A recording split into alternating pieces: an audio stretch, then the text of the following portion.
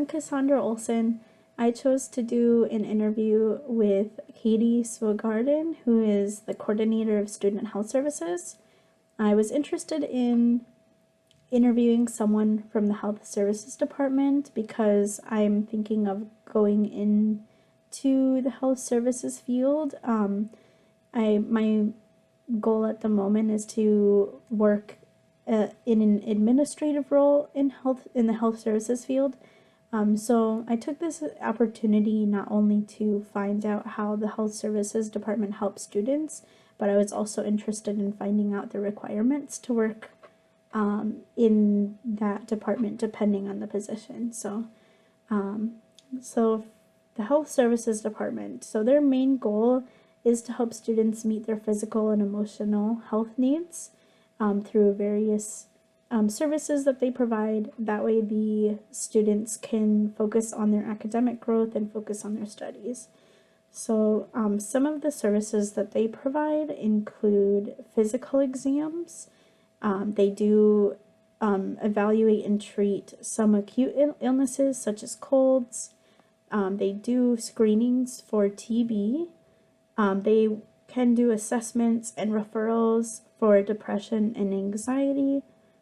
They do some lab tests, including tests for infections or illnesses such as strep throat. They also will do tests for blood sugar, and they can test for pregnancy.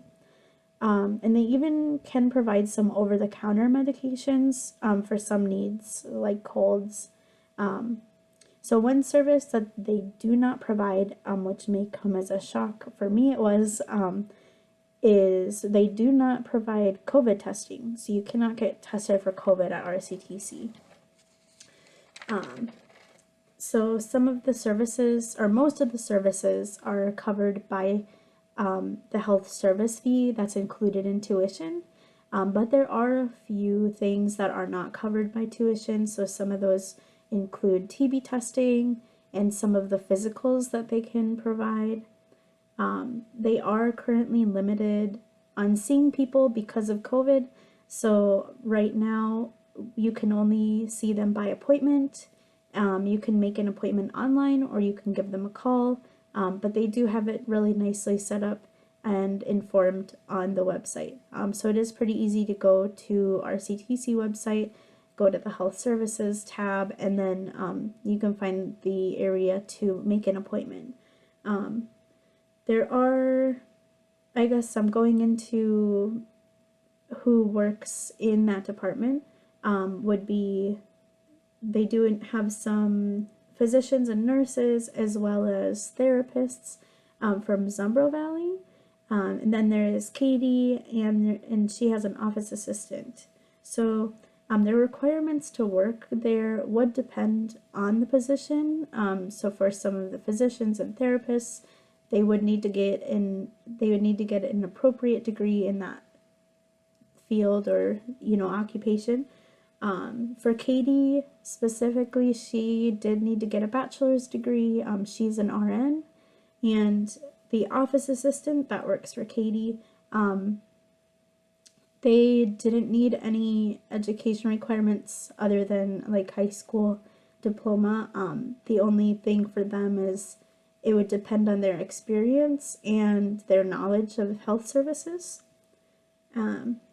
Katie does, for her work, she helps with some of the services depending on what it is. Obviously for some she wouldn't be able to, like for therapy. So if someone is going to see a therapist, she wouldn't be able to help with that service. They would have to see one of the therapists from Zumbro Valley. But depending on what the service is, she can sometimes help out. Otherwise she does some of the scheduling and coordinating for the appointments. And the office assistant, they help Katie with any of the needs that she has. So they do mostly scheduling and coordinating with appointments. I did ask Katie what is her favorite part of working in the health services department. She said her favorite parts are that she gets to work independently, and she really likes that she gets to see and help a variety of students. Thank you.